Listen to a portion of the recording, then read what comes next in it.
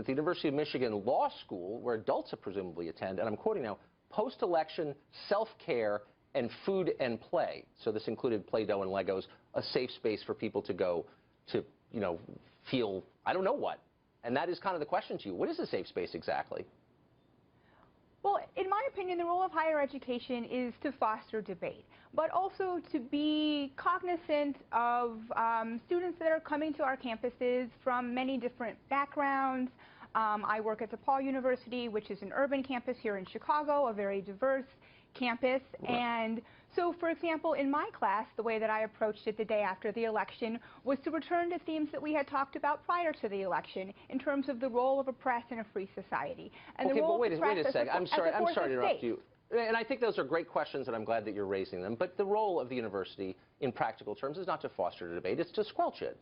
And so people who disagree are crushed, and people who agree with the herd are elevated. I mean, is there really a debate? Do you know a single DePaul University professor who voted for Trump and said so out loud? Do you know one? You know what? I do not talk about my personal political leanings with my colleagues. You know as well as I that there isn't any at all. And isn't that a problem? I don't think that you have any evidence to support that claim, and that's actually not the right question. The right question is the role of the university to, again, I teach journalism, and so what I said to my students the day after the election was returning to the role of a press in a free society. And our role as journalists, as you would know, is to hold all elected officials accountable, regardless of our personal political leanings. But also our powerful people. And you're a professor, and so you fall into that category, if I can say, as someone to whom others look for guidance. And I just kind of want to press you on this diversity question. So the whole idea of diversity is that the airless room produces bad decisions. We need people from different walks of life who have different points of view in order to make wise decisions. I think that's the underlying justification for it. And yet, in academia, there's virtually no one who disagrees from the liberal orthodoxy. So in the beginning of this video, when Tucker asked her what the definition or what was a safe place, I love how she kind of just like steered her answer away from even answering that question. She didn't even come near it.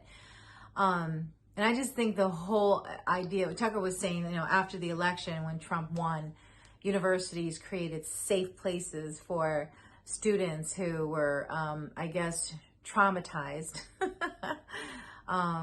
by the Trump winning the presidency. And I think that the safe space, or creating a safe space like that, is completely and totally weakening our children.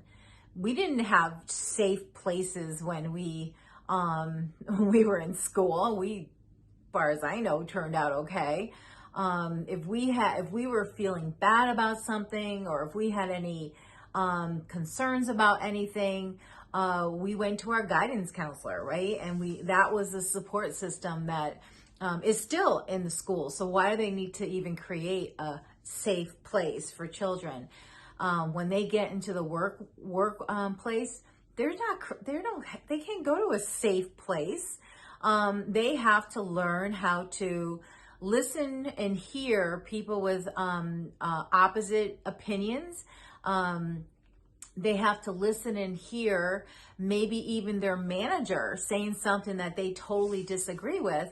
And they have to learn how to respectfully take that in and respectfully able to communicate their thoughts or feelings around it. That's not being taught in schools and colleges. It's just like shielding them and putting them in a safe place and nurturing that trauma that they're going through, or that feeling they're going through, instead of really helping them understand how to work through that in a world where there's always going to be opposition. No one is ever going to all think the same way.